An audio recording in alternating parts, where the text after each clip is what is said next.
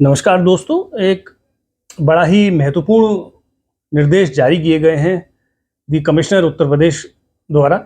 जो कारोबारी भाई हमारे ईवी बिल निकालते हैं, उनको मालूम है कि ईवी बिल में एक पार्ट बी होता है और पार्ट बी में उनको भरना होता है व्हीकल नंबर और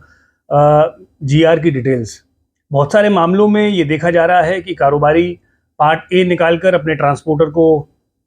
ईवी बिल दे देते हैं और उस पर ट्रस्ट करते हैं कि जब वो अपना माल का डिस्पैच करेगा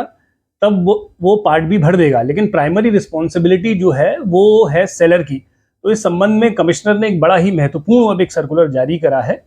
और इस सर्कुलर नंबर 229 आप इसका संज्ञान लीजिए, 22 मई 2025 को जारी किया गया है। और कमिश्नर उत्तर प्रदेश ने बोला है कि अब कोई भी ऐसा मामला पकड़ा जाएगा जहां पे पार्ट बी नहीं भरा गया है तो इसको ये माना जाएगा कि जो सेलर है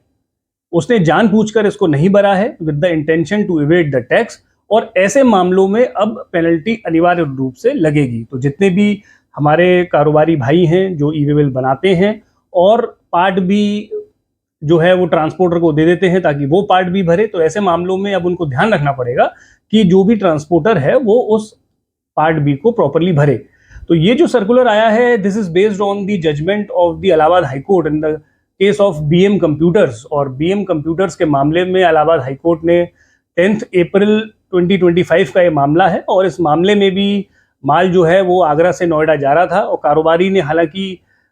माल के डिटेंशन से 1 घंटे के अंदर ही उसका पार्ट भी भर दिया था, लेकिन even then Allahabad high court ने ये माना है कि अगर पार्ट भी नहीं भरा है तो this is with the intention to evade the tax, ताकि कारोबारी उस पार्ट बी का मल्टीपल टाइम्स उसका यूज कर सके। तो अब इस सर्कुलर के बाद जो 22 मई 2025 का है, उसके बाद हम सभी को we have to be very very cautious. So this was all from my side. Thank you and have a nice day.